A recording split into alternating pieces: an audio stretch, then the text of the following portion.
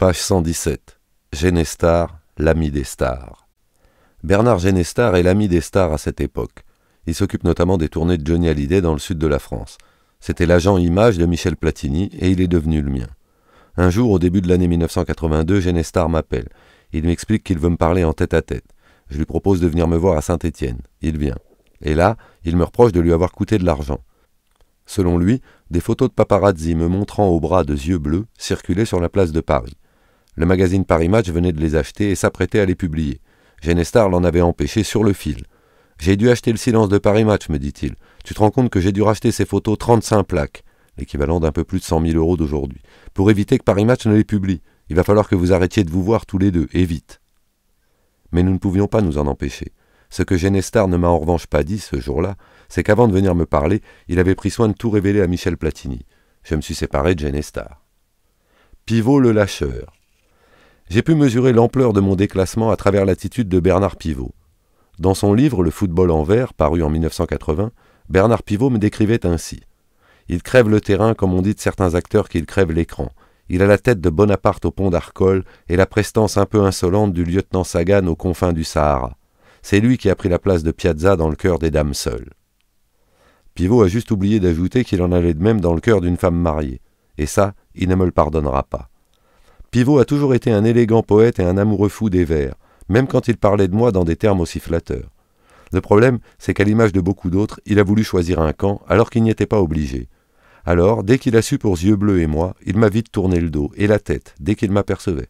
Il ne fallait surtout plus adresser la parole au paria que j'étais devenu. Je me suis toujours tu, jusqu'à la sortie du livre que vous tenez entre les mains. Après 35 ans de silence, ça suffit. J'ai décidé de l'ouvrir, ma grande gueule. Le temps est venu de rétablir la vérité, pour que chacun puisse se faire sa propre opinion en toute connaissance de cause. Pourquoi Bernard Pivot et tant d'autres nous ont-ils jugés et condamnés? Parce que nous vivions un amour interdit?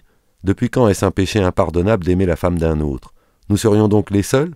Tout le monde est blanc-bleu, pour ne pas dire vert, sauf moi qui suis la brebis galeuse? Pourquoi ne se sont-ils pas insurgés quand France Gall a rencontré Michel Berger, qu'elle a fini par épouser d'ailleurs 3 ans plus tard, alors qu'elle vivait avec Julien Clerc? Personne n'a fait tout un flanc de cette histoire, non? Pourquoi Bernard Pivot et les autres grands penseurs n'ont-ils pas intenté un procès en moralité à Nicolas Sarkozy pour avoir piqué Cécilia à Jacques Martin, alors que c'est lui qui les avait mariés en personne en tant que maire de Neuilly-sur-Seine en 1984?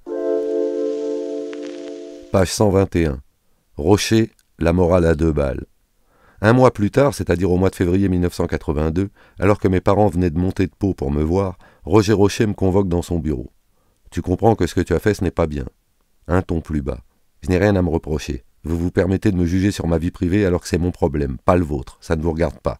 Tu aurais quand même pu t'abstenir de... Dites-moi, vous êtes mon père? Non. Alors je vous emmerde. Je suis un joueur de football. Vous me payez pour jouer au football et vous n'avez rien à me reprocher. J'ai toujours honoré mon contrat et le maillot stéphanois. Et puis vous vous y connaissez depuis quand en histoire de cœur? Vous n'êtes pas apte à me juger sur ma vie privée. Tu es orgueilleux. C'est normal, tu es un pied noir. Oui, je suis un pied noir, mais je ne suis pas orgueilleux. Je suis fier. Tu dois quitter le club. Tu ne peux plus rester. Ok, je m'en vais. Combien pour ma liberté? Je n'ai pas encore réfléchi. Tu veux aller où? Ça non plus, ça n'est pas votre problème. Combien pour ma liberté? Je te dirai. Ces leçons de morale n'ont aucune valeur à mes yeux. Aucune. Surtout venant de la part d'un homme qui avait une maîtresse. Je le savais, et c'est pour ça que je me suis immédiatement emporté lors de notre entretien. J'ai essayé de lui faire comprendre que je le savais. La vérité, c'est que Rocher, 1 an après m'avoir gardé à tout prix, y compris en refusant une offre du Real Madrid, voulait à présent se débarrasser de moi. Depuis notre finale perdue à Glasgow en 1976, Roger Rocher était devenu mégalomane. Il voulait devenir président à vie. Il écrivait au pape, envoyait un télégramme de condoléances à la veuve de Mao Tse-tung. Page 124. La cause de tout. Je ne savais même pas, ou alors à peine, que ce journal existait, quand Libération a lâché la bombe médiatique le lundi 3 mai 1982, en page 9, dans sa rubrique Tête d'affiche. Libé révèle qu'une histoire d'amour s'est nouée entre Yeux Bleus et moi. Notre liaison secrète est jetée sur la place publique, et le journaliste d'extrapoler sur le fait que cette histoire d'amour ne serait pas étrangère au départ de Platini à la Juventus de Turin. Je deviens soudain le salaud public numéro 1. À aucun moment, Libération n'explique que le choix de ce footballeur tient aussi pour beaucoup au fait qu'il lui offre l'opportunité d'aller jouer dans le meilleur championnat au monde de ce début des années 80. Il va en outre évoluer dans une équipe composée de 8 internationaux sur 11 joueurs, sans parler de l'aspect financier. Mais tout cela est relégué au second plan. Cet article met les lecteurs et la France du football tellement en émoi que Libération est obligé de se justifier dans un troisième article dès le lendemain, mardi 4 mai 1982. Libé justifie notamment sa décision d'avoir lâché sa bombinette par le fait que d'autres journaux en avaient parlé, comme France Soir. Peu importe finalement puisque maintenant tout le monde sait. Mais ce que personne ne sait à l'époque, c'est si Yeux Bleus part elle aussi à l'étranger. Tout le monde se pose la question, à commencer par moi. Page 127. La confrontation. Michel Platini a su que son beau-père m'avait téléphoné. Cela l'avait surpris. Il a à son tour demandé à me parler en tête-à-tête, en dehors de nos heures de football. J'ai également accepté. Nous nous sommes retrouvés sur un parking, en dehors de Saint-Étienne. Le but recherché de notre confrontation ne consistait pas à nous battre, juste à nous dire les choses en face, d'homme à homme. C'est ce que nous avons fait. Il m'a avoué qu'il lui avait fallu 2 ans pour aller demander la main de sa femme à son futur beau-père. De mon côté, je lui ai expliqué qu'il revenait à Yeux Bleus de décider lequel de nous deux elle choisissait. Cette décision lui appartenait. Cela a toujours été une condition sine qua non entre elle et moi. Il ne nous restait plus qu'à attendre et à tenir. Ce n'était plus qu'une question de jours. Nous nous sommes quittés là-dessus, sans plus jamais nous adresser la parole. C'était déjà le cas depuis quelque temps dans le vestiaire de Saint-Étienne, où tout le monde était désormais au courant de notre différend, mais fermait sa gueule. Ce n'était même pas bonjour, au revoir entre nous deux. C'était rien. Sur le terrain, en revanche, nous jouions dans la même équipe, comme des équipiers, avec des matchs à gagner. Nous étions payés par l'AS Saint-Étienne et nous avions un titre de champion de France à défendre. Page 157. Valladolid, la trahison d'Hidalgo. Comme vous le savez maintenant, j'avais dans un premier temps décidé de renoncer à l'équipe de France bien avant cette Coupe du Monde 1982. J'avais pourtant conscience que je risquais de ne pas pouvoir en disputer d'autres, et je me disais que de ne pas en jouer une serait la plus grande déception de ma vie, ou du moins un très gros manque. Après ma rencontre secrète à Bordeaux avec Michel Hidalgo, je savais en outre que le sélectionneur comptait sur moi, et je misais sur ce soutien pour aplanir les différends. Malgré notre défaite à Dublin quelques mois plus tôt, 2-3 le 14 octobre 1981 en match de qualification de la Coupe du Monde 1982, le sélectionneur l'avait confié à quelques journalistes. Je peux vous dire que Jean-François Larios a signé un long bail avec l'équipe de France. Comme promis à Bordeaux, je figure dans sa liste des 22 joueurs retenus pour la Coupe du Monde qu'il rend publique le dimanche 16 mai 1982. Je me retrouve même titulaire au milieu de terrain aux côtés d'Alain Giresse et de Michel Platini lors de notre premier match de la Coupe du Monde face à l'Angleterre. Mais les choses tournent mal et on perd, 1-3, le 16 juin 1982. Tout le monde m'avait trouvé bon face aux Anglais, ou du moins un des moins décevants. Et pourtant, je n'ai plus joué jusqu'à la petite finale face à la Pologne, pour des raisons extrasportives. Je l'ai su bien plus tard. Après notre défaite face aux Anglais, mon ancien coéquipier à Saint-Étienne a menacé de quitter l'équipe de France si je revenais sur le terrain. Inquiets, Alain Giresse et Marius Trésor sont alors allés trouver Hidalgo pour lui dire qu'il ne fallait plus que je joue. Au lieu de me soutenir, comme il avait promis de le faire, Hidalgo m'a lâché, et ils m'ont viré de l'équipe. Je me suis retrouvé tricard, en tribune. Ce que je pensais qu'il se produirait, je l'ai vérifié de mes yeux après le match face au Koweït, 4-1 le 21 juin. Je venais d'être évincé pour cette rencontre relativement facile quand je passe à côté d'une table. L'entraîneur et Platini sont assis. Hidalgo demande à son capitaine « Que fait-on contre les Tchèques ?»« On garde les 16 mêmes. » Vous savez ce que j'ai fait ? Rien. Absolument rien. J'ai fermé ma grande gueule. Et vous savez pourquoi ? Parce que, à mes yeux, ça a toujours été le groupe avant tout. Hidalgo était le sélectionneur et c'est tout. L'équipe s'est d'ailleurs mise à tourner après notre premier match raté. J'étais content pour les copains. C'était le top. Et je suis sincère. Dans ces cas-là, tu ne peux pas bouger. Tu n'en as pas le droit. Tu viens d'être condamné. Ils t'ont fusillé. Tu attends la fin. C'est ce que j'ai fait. Mais il est vrai que si ça n'avait tenu qu'à moi, je me serais barré. Je suis finalement resté encore une fois pour mon père et au regard de ma conception de l'idée de groupe. Cela m'a ainsi valu de me retrouver dans la peau d'un coiffeur. J'étais en vacances en Espagne. Page 162. Séville dans les bras de Platini. On n'est pas allé en finale de la Coupe du Monde à cause de Michel Hidalgo. Je m'explique. À l'époque, une équipe ne pouvait mettre que 5 joueurs, dont 4 de champ sur le banc, et elle n'avait droit qu'à 2 remplaçants. Comme j'étais désormais interdit de jouer, Hidalgo n'a mis aucun milieu de terrain sur le banc lors de la demi-finale face à la RFA. 3-3, 4-5 au tir au but le 8 juillet 1982. Il a opté pour Patrick Battiston, un arrière latéral, Christian Lopez, un libéro, 2 attaquants, Bruno Bellone et Gérard Soler, plus Jean Castaneda comme deuxième gardien. Or, mettre 2 défenseurs sur le banc et me laisser avec René Girard en tribune a constitué une grosse erreur. Platini avait répondu sur pénalty à la 27e à l'ouverture du score de Pierre Lidbarski à la 18e, quand Bernard Gengini se blesse au début de la seconde période. Il ne s'est pas remis du violent coup porté à sa cheville par Manfred Kaltz. Battiston le remplace dans l'entrejeu à la 51e. 10 minutes plus tard, lancé par son ami Platini, Baptiste se fait violemment percuter par Harald Schumacher, le gardien allemand. Il ne s'agit même pas d'une agression, c'est un attentat. Schumacher y est allé pour lui faire vraiment mal. Une honte. Mais Charles Corver, l'arbitre néerlandais de cette demi-finale, ne bronche pas. Depuis la tribune, je vois Battiston gisant sur la pelouse, inconscient. Puis il est évacué sur une civière pendant que Platini, avec qui il partageait la chambre, lui tient la main. M. Corver ordonne ensuite une remise en jeu en faveur des Allemands. À l'époque, la protection des joueurs n'était pas la même. En ce sens, l'évolution du football est allée dans la bonne direction. Sur ce point, elle a même été extraordinaire, car Schumacher n'a même pas été averti pour son geste alors qu'il aurait pu tuer Battiston sur le coup. D'ailleurs, Battiston a longtemps souffert de cet attentat, parce qu'il n'y avait pas d'autre mot pour qualifier ce que lui a fait le gardien allemand ce soir-là. Je le revois encore effectuer sa rééducation quelque temps après à Saint-Étienne. Il a souffert durablement de ses cervicales et de sa mâchoire touchée sur le choc. J'assiste ainsi à l'une des plus grandes injustices de l'histoire du football. Impuissant. Parce que c'est Christian Lopez, un libéro, qui remplace Battiston en milieu de terrain à la 61e. Pas moi, un milieu de formation. Je n'en veux pas et je n'en voudrais jamais à Christian, mais il n'est pas un milieu de terrain capable de mettre des claques. C'était un libéro élégant, un formidable tacleur. Croyez-moi, si j'étais rentré à sa place, j'aurais mis 2 ou 3 avoinés aux Allemands et on aurait gagné cette demi-finale. Quand j'ai rejoint mes équipiers dans le vestiaire du stade Pizjuan, tout le monde pleurait, moi y compris. Au coup de sifflet final, j'avais été incapable de retenir mes larmes. J'ai chialé comme un gosse, tout seul en tribune. C'étaient des larmes de colère et d'impuissance. Une fois dans le vestiaire, je suis allé tous les féliciter et les consoler. Même Platoche qui se trouvait en pleurs. C'est dire à quel point notre détresse, dans cette nuit noire de Séville, nous a permis de nous retrouver, l'espace d'un instant tragique. Page 211. Captagon. Je peux vous l'avouer aujourd'hui, je me suis dopé dans ma carrière. La première fois que j'ai touché au dopage, c'était avant mon premier grand match de Coupe d'Europe, face au PSV Eindhoven, 1-0, le 20 octobre 1976, en 8e de finale allée de la Coupe d'Europe des clubs champions. Les Néerlandais, comme les Allemands d'ailleurs, étaient alors physiquement en avance sur tout le monde. Le football total et génial développé par les Hollandais volants de l'Ajax d'Amsterdam du début des années 70 imposait une grande capacité à répéter les efforts.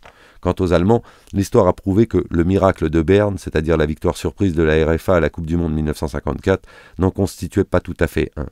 Les joueurs de la Mannschaft étaient chargés. Une étude universitaire commandée par le comité olympique allemand et publiée le 26 octobre 2010 a montré que les Allemands auraient subi des injections de pervitine, une méthamphétamine hautement addictive provoquant un sentiment d'euphorie. Les soldats allemands subissaient déjà des injections de pervitine durant la Seconde Guerre mondiale. Moi, ce fut du Captagon. Le Captagon, ou phénéthyline, est un stimulant de la famille des amphétamines qui comprend notamment la méthamphétamine et l'ecstasy.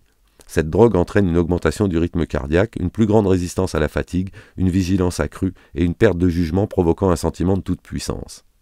L'un des membres du corps médical de l'AS Saint-Étienne m'a tendu une petite pilule blanche dans le vestiaire avant l'échauffement. « Prends des vitamines, c'est pour te motiver. » Je venais de fêter mes 20 ans et je m'apprêtais à disputer mon premier match de Coupe d'Europe comme titulaire en plus. Je fais quoi ? J'ai donc avalé le cachet, sans trop vraiment comprendre de quoi il s'agissait. À l'époque, il n'y avait pas de contrôle antidopage. Une fois sur le terrain, j'ai senti une montée en puissance pendant un moment. Ensuite, ça a été une catastrophe pour moi.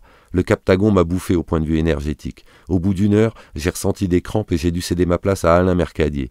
J'ai ensuite eu besoin de 24 heures pour retrouver un cycle normal. Pareil pour le souffle. Et impossible de dormir après ça.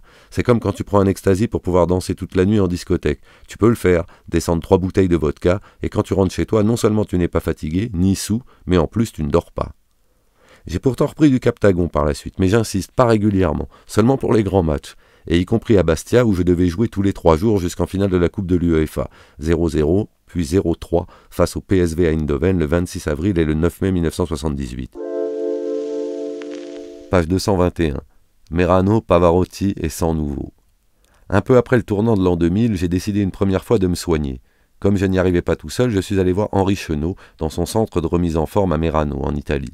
Il l'avait ouvert en 1995. Il est devenu un biologiste reconnu qui a aussi notamment étudié la médecine chinoise pendant une dizaine d'années. Il m'a pompé une poche de sang, il l'a mise au frigo et il me l'a réinjectée 3 jours après pour contrer une baisse de tension. J'ai été retapé du jour au lendemain. Je suis resté une dizaine de jours dans sa clinique. Comme ce séjour m'avait fait du bien, je suis retourné en cure là-bas en 2003. Luciano Pavarotti était mon voisin de table. Ce ténor extraordinaire au physique imposant possédait 2 flûtes à la place des jambes. C'était étonnant. Je l'ai retrouvé plus tard à la Familia, un restaurant italien de la rue Valdec-Rousseau dans le 17e arrondissement de Paris. Mais son régime alimentaire avait des limites. Pour garder sa voix de ténor, Pavarotti était obligé de beaucoup manger. Je l'ai ainsi vu commander 24 œufs frits au dessert, après avoir ingurgité 2 kilos de pâtes pendant le repas. Page 232. Blanc en vert. Gérard Rouillet est préoccupé. L'équipe de France, dont il est le nouveau sélectionneur depuis août 1992, est en passe de se qualifier pour la World Cup aux États-Unis. Pour cela, il a besoin de ses meilleurs joueurs, et dans les meilleurs clubs. Or, ce n'est plus le cas de Laurent Blanc. Il s'est retrouvé barré en Italie, au point que Naples l'a prêté le 23 septembre 1992 à Nîmes, et que les Crocodiles viennent de terminer 20e et dernier du championnat à l'issue de cette saison 92-93. Les voilà relégués en seconde division. Laurent Blanc avec, car Naples, avec lequel il se trouve toujours sous contrat, ne veut pas le reprendre. Il y a deux hicks. Le premier, c'est que Laurent Blanc a déjà signé à Marseille pour la saison suivante. Le second, c'est que Bernard Tapie, le président de l'OM, n'a plus de quoi payer les 10 millions de francs d'indemnité de transfert en échange de la dernière année de contrat de Blanc à Naples, ni ses 350 000 francs de salaire mensuel. Furieux, les dirigeants napolitains se sont déplacés en personne au domicile de Tapie, rue des Saints-Pères à Paris, pour réclamer leur argent. Larquet et le président Guichard s'y trouvent aussi. Ils proposent alors à Tapie de lui racheter le contrat de Blanc. Coincé, le président de l'OM accepte. Laurent Blanc est stéphanois, je viens de réussir l'un de mes premiers gros coups. Page 247. L'exemplaire Wenger. Arsène, je l'ai tout d'abord connu comme entraîneur, et je ne suis pas prêt de l'oublier. Il commençait alors sa carrière d'entraîneur à Nancy, et moi, je terminais la mienne de joueur à Nice. Je me souviendrai toujours de ce qu'il a dit pendant le match Nancy-Nice à l'un de ses jeunes joueurs. « Larios, tu le bloques, c'est leur seul bon joueur. » Ce jeune défenseur, c'était Éric Dimeco, et il m'a cassé pendant tout le match comme jamais. Savoir répondre à l'impact physique et dans les duels constituait pourtant l'une de mes spécialités. Mais j'arrivais en fin de carrière et je n'avais plus les moyens de répondre. Dimeco m'a fait souffrir pendant toute la rencontre et on a perdu 0-1 le 11 mars 1987. Page 254. Batistuta, caviardé au PSG. La pépite Anelka partie en plein hiver en Angleterre, le Paris SG se met en quête d'un grand attaquant pour la saison prochaine. Ça tombe bien, j'en connais un, en ce printemps 1997. Il est international argentin, il joue à la Fiorentina en Italie et il s'appelle Gabriel Batistuta. Lors d'un rendez-vous au siège du club, je soumets l'idée à Jean-François Domergue, le directeur général adjoint du club parisien. Il en parle à Michel Denisot, président délégué du Paris SG. Elle leur plaît.